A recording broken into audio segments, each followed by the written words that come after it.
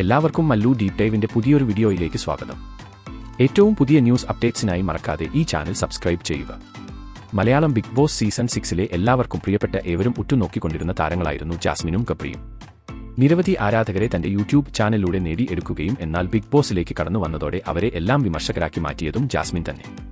Gabri Jasmine കൂട്ടുകെട്ടായിരുന്നു ഏവരുടെ പ്രശ്നം.